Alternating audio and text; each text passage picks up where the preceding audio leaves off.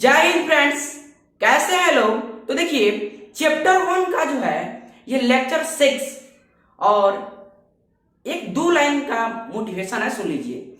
कमाल करते हैं मुझसे जलने वाले भी, कि कमाल करते हैं मुझसे जलने वाले भी, महफिल खुद की और चर्चे हमारे करते हैं। समझ में आया। तो देखिए चैप्टर 1 का मतलब इस क्लास में ये एंड हो जाएगा, समाप्त हो जाएगा। Chapter 1 reproduction in organism. तो देखिए इसमें पाठ्य पुस्तक द्वारा क्वेश्चन का सॉल्यूशन होगा 10-15 क्वेश्चन होगा अप्रॉक्स। तो देखिए सबसे पहला क्वेश्चन जो है, जीवों के लिए जनन क्यों अनिवार्य है? कोई बता सकता है तो आंसर कमेंट में फटाफट। गर्मी बहुत ज्यादा, धूप बहुत ज्यादा है, फटाफट आंसर दीजिए। देखिए क्या बोल रहा है कि जातियों के सततता के लिए, यानी for the power of caste, या अपने अस्तित्व के लिए। पर क्वेश्चन समझ लेना है आपको, क्या बोल रहा है, जीवों के लिए जनन क्यों अनिवार्य है? तो जब इनका अस्तित्व ही नहीं रहेगा तो जनन कैसे होगा? नहीं हो पाएगा। तो इसलिए जीवों के लिए जनन अनिवार्य है, क्योंकि अस्तित्व रहेगा तभी जनन होगा, अस्तित्व नहीं रहेगा तो वो खत्म हो जाएगा। इसलिए अस्तित्व रहना।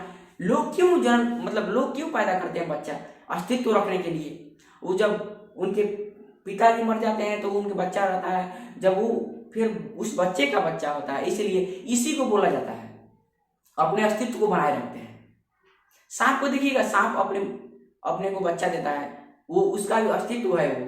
तो इस तरह जातियों के अस्तित्व के लिए for the power of caste अपने जातियों को अस्तित्व बनाए रखते हैं ये। और सेकंड जो है, आप रीजन कई लिख सकते हैं। हम 3 को लिखे, आप 10 को लिख सकते हैं, आपको जितना आ जाए उतना लिख सकते हैं। 3 हम बता रहे हैं, बढ़िया बढ़िया लिख लीजिए। विभिन्नता लाने के लिए, टू डाइवर्सिफाई, इसमें विभिन्नताएं भी है।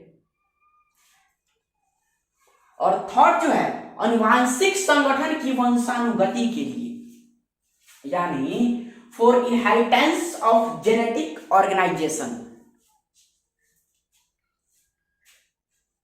अब देखिए सेकंड क्वेश्चन जो है, जनन की अच्छी विधि कौन सी है?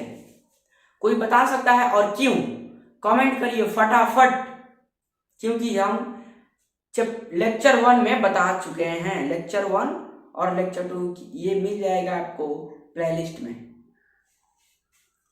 या स्क्रीन पर मिल जाएगा आई बटन पर।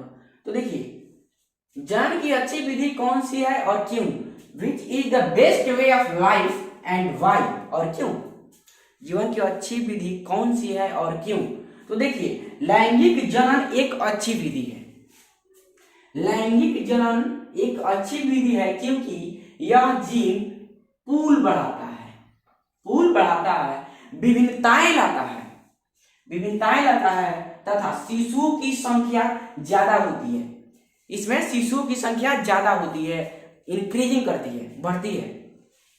और इंग्लिश में भी लिख लीजिएगा लोग जो इंग्लिश वाले हैं, sexual reproduction is a good method because it increase the gene pool, brings variety and the number of babies is more.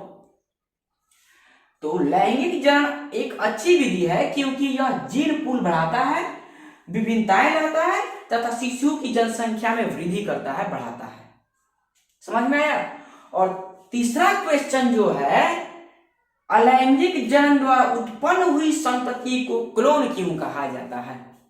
Clone क्यों कहा जाता है बताइए, क्योंकि हम बता चुके हैं। फटाफट आंसर, फटाफट देखिए। अलैंगिक जनन द्वारा उत्पन्न हुई संतति आकारिकी रूप से वो आनुवांशिक रूप से मिलती जुलती रहती है। जैसे अगर हम लोग कहीं अगर फोटो कॉपी कराने जाते हैं, कोई भी चीज का, पासबुक का, आधार कार्ड का फोटो कॉपी कराने जाते हैं, जब आधार कार्ड का फोटो कॉपी कराते हैं तो मिलती जुलती रहती है। और जो आप एक आधार कार्ड से कई वो फोटो कॉपी करवा सकते हैं, उसी को क्लोन बोला जाता है, जो मिलते जुलता रहता है, एक सेम रहता है, वो उसी को क्लोन बोला जाता है। यानी अलैंगिक जनन द्वारा उत्पन्न हुई संतति आकार की वो सेम होता है। असेक्सुअल रिप्रोडक्शन से जो चीज पैदा होता है वो सेम होता है, सेम सेम होता है और वो मिलती जुलती रहता है, इसलिए ये क्लोन के साथ समझी जाती है। आप इसको स्क्रीनशॉट लीजिए, अगला क्वेश्चन बताते हैं। देखिए चौथा क्वेश्चन जो है क्या बोल रहा है ये समझिए। चौथा क्वेश्चन बोल रहा है कि लैंगिक जनन के परिणाम स्वरूप बनी संतति को जीवित रहने के अच्छे अवसर होते हैं, क्यों? क्या यह कथन हर समय सही होता है? तो देखिए हर जगह ये मतलब कथन जो है ये सही नहीं होता है, कभी गलत होता है। तो देखिए प्यास लगा हुआ है, पानी पी लेने दीजिए।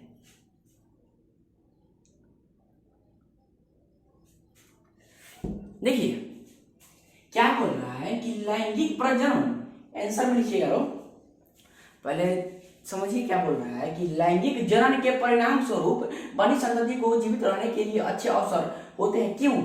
क्या यह कथन हर समय सही होता है? देखिए हर समय ये कथन जो है सही नहीं होता है, कभी कभी गलत भी हो जाता है। तो देखिए आंसर देखिए, लैंगिक प्रजनन जाति की पौरुष क्षमता व जीवन शक्ति बनाए रखता है।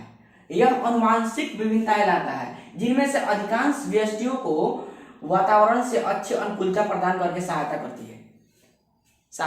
करती है। और सेकंड में है निम्न कोटि के जीवनधारियों लैंगिक जनन प्रतिकूल समय आने पर होता है, प्रतिकूल समय आने पर होता है और यह धंसने वाले जाइगोस्पोर उत्पन्न करता है, इसलिए लैंगिक जनन के परिणाम स्वरूप उत्तरजीविता के लिए अच्छे अवसर प्राप्त होते हैं। कभी कभी अच्छे होते हैं, कभी कभी सही होते हैं। तो समझ में आ गया? देखिए 5 नंबर क्वेश्चन जो है ये क्या कह रहा है कि अलैंगिक जनन द्वारा बनी संतति लैंगिक जनन द्वारा बनी संतति से किस प्रकार से भिन्न होती है? तो देखिए किस प्रकार से भिन्न होती है। अलैंगिक जनन से बनी संतति यानी यह एक ही आकार की वाली व्यष्टियों को रखता है, यानी यह एक ही आकार वाली साइज वाली व्यष्टियों को रखता है और संतति व जनक के बीच अंतर नहीं होता है, ये सेम होता है। लोग अलैंगिक जनन में जो संतति होता है, रिप्रोडक्शन होता है, जनन होता है, वह सेम होता है। यानी जैसे अगर मान लीजिए आपके पिताजी हैं और उनके बच्चे हैं, तो ये अलैंगिक जनन में सेम होता है। अलैंगिक जनन में जो रिप्रोडक्शन करता है लोग, जनन करता है लोग, सेम होता है। आप इन लोगों को पहचान नहीं सकते हैं, आप इन लोगों को नहीं पहचान सकते हैं। संतति व जनक के बीच अंतर नहीं होता है, वो सेम होता है। यानी क्लोन नहीं देखें, क्लोन वैसा ही। और संतति जल्दी ही विकसित हो जाती है। इसमें अलैंगिक जनन का जो संतति है ये बहुत जल्दी से विकसित हो जाता है, बहुत जल्दी से विकसित हो जाता है और व्यष्टियां आनुवांशिक रूप से समान होती है, विभिन्नताएं होती है और ये इनकी जो व्यष्टियां हैं वो सेम होती है। क्या होती है? सेम होती है। अगर वही हम लोग बात करें लैंगिक जनन की, लैंगिक जनन से बनी संतति, आप इसको पूरा डिटेल से लिखिएगा, जैसा है वैसे ही लिखिएगा। और लैंगिक जनन से बनी संतति यह उन व्यष्टियों को रखता है जो आकार की में किस्म के अंदर दिखाते हैं, किस्म के अंदर दिखाते हैं। ये मतलब एक जैसे नहीं दिखाते हैं, ये अलग अलग दिखाते हैं। और संतति व जनक पीढ़ी के सदस्यों के बीच कई विभिन्नताएं होती है। संतति विकसित होने में समय लेती है। जैसे अगर मान लीजिए कोई बच्चा पैदा हुआ तो उसको यूथ होने में, जवान होने में 15 से 18 साल लग जाता है। 18 साल, ऐसा नहीं है कि इतना जल्दी हो जाएगा, साल और 1.5 साल में, ऐसा नहीं होता है। तो ये संतति व जनक पीढ़ी के, अगर इसमें हम बात करें संतति और जनक, ये अलग अलग होता है। तुम्हारे पिताजी अलग होंगे और उनके बच्चे भी अलग होंगे। तो ये लैंगिक जनन से बनी संतति होने और ये जो है विभिन्नताएं होती है। संतति विकसित होने में समय लेती है और कोई चीज इसमें मतलब बड़ा होने में समय लेती है, मतलब कोई चीज विकसित नहीं हो जाती है, वो होने में समय लेती है। और व्यष्टियां आनुवांशिक रूप से थोड़ा सा अलग होती है, जीन रिस्फॉलिंग के कारण विभिन्नताएं अत्यधिक होती है। इसमें विभिन्नताएं बहुत होती है, सेक्सुअल रिप्रोडक्शन में इसमें विभिन्नताएं बहुत होती है। एक बार और देख लीजिए, क्या बोल रहा है, अलैंगिक जनन द्वारा बनी संतति और लैंगिक जनन द्वारा बनी संतति से किस प्रकार से भिन्न होती है, किस प्रकार से अलग अलग है। तो देखिए पहला है, यह एक ही आकारकी वाली व्यष्टियों को रखता है और यह उन व्यष्टियों को रखता है जो आकारकी में किस्म किस्म के अंतर दिखाते हैं और संतति व जनक के बीच अंतर नहीं होता, वो सेम होता है। और इसमें जो है संतति व जनक के बीच में डिफरेंट होता है, अलग अलग होते हैं और ये सेम होते हैं और इनके बीच विभिन्नताएं होती हैं। संतति विकसित होने में समय लेती है और यह संतति जल्दी ही विकसित हो जाते हैं। डिफरेंस समझते चलिए। और ये व्यष्टियां आनुवंशिक रूप से समान होती है, विभिन्नताएं होती है और इनकी व्यष्टियां आनुवंशिक रूप से थोड़ा सा अलग होती है और जीन रिस्फॉलिंग के कारण विभिन्नताएं अत्यधिक होती है। छठा नंबर क्वेश्चन जो है, कायिक प्रवर्धन से क्या समझते हैं, कई दो उपयुक्त उदाहरण दें। कायिक प्रवर्धन से आप क्या समझते हैं, कई दो उपयुक्त उदाहरण दें। हम आपको बता दिए हैं, आप इसका आंसर कमेंट में भी कर सकते हैं अगर नहीं पता है तो देखिए कायिक प्रवर्धन पौधों में पाए जाने वाले गुणन का प्रकार है। कायिक प्रवर्धन जो है वो पौधों में पाए जाने वाले गुणन प्रकार है, गुण प्रकार जिसमें कायिक भाग जनन भाग की तरह कार्य करता है, वो नए पौधों बनाते हैं, वो नए पौधा बना देता है। जैसे कायिक प्रवर्धन पौधे में पाए जाने वाले गुणन का प्रकार है जिसमें कायिक भाग जनन भाग की तरह कार्य करता है, वो नए पौधा बना सकता है। और देखिए सेकंड है, आलू कंद का टुकड़ा प्रत्येक कम से कम एक नए आंख वाला होता है।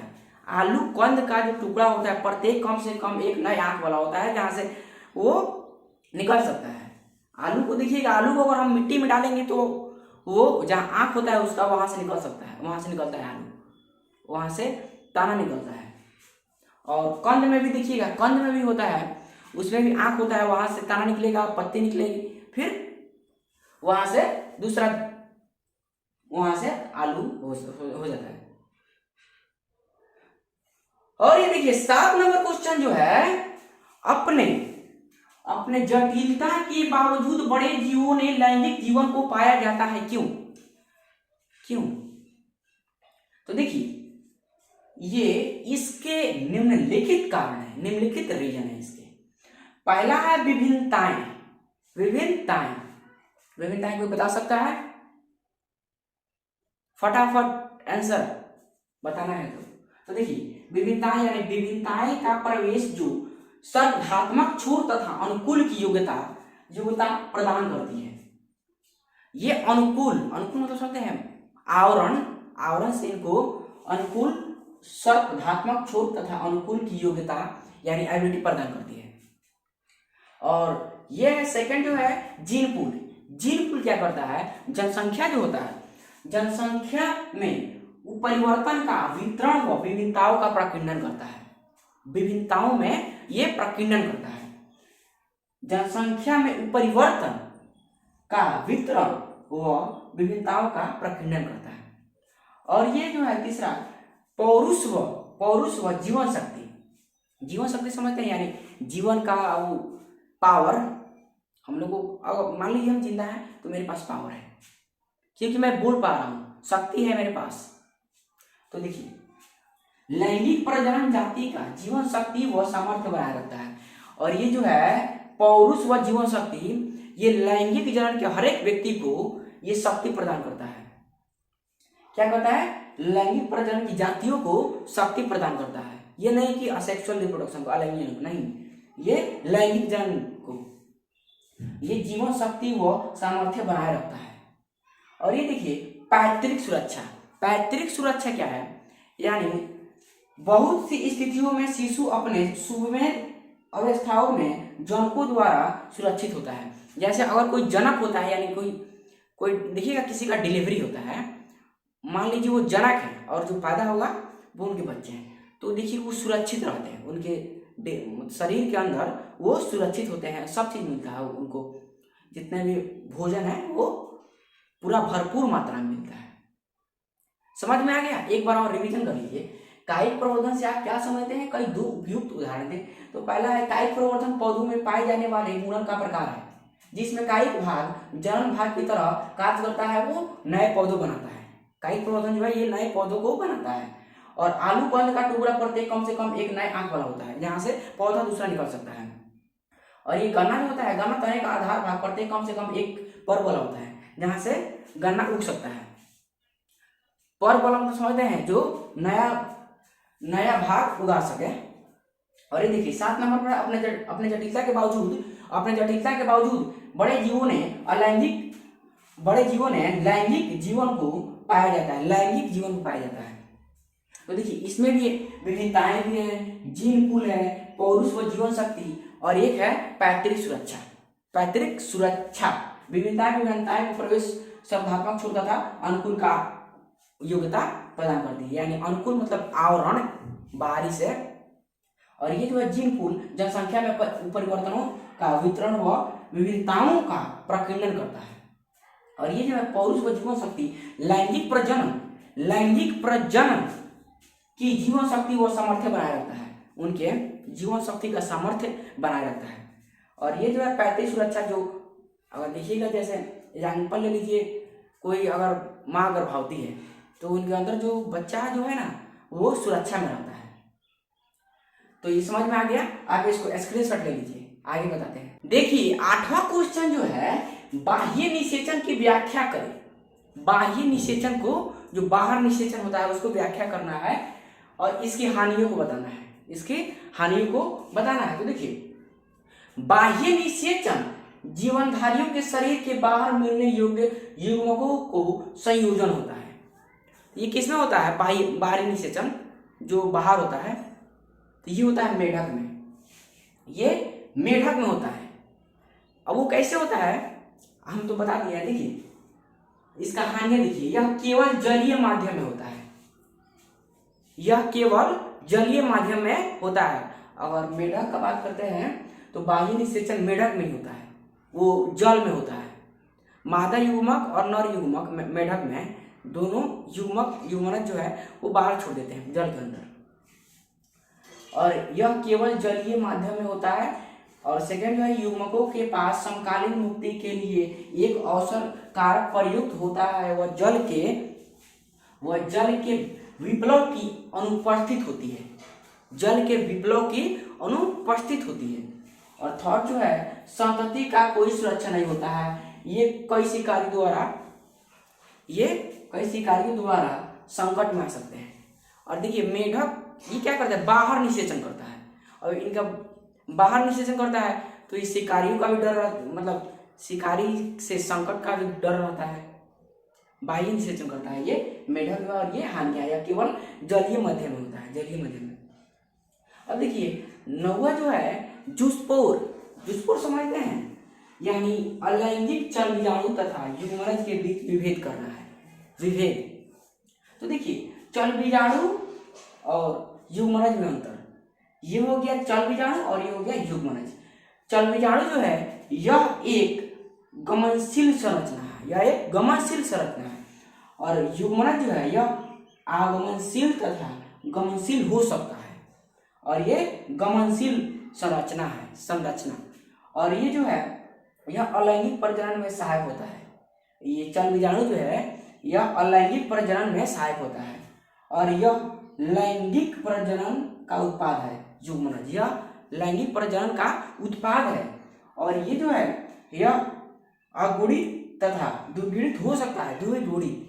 और ये जो है युग्मनज यह हमेशा द्विगुणित होता है। एक बात याद रखिएगा, ये युग्मनज जो होता है हमेशा द्विगुणित होता है।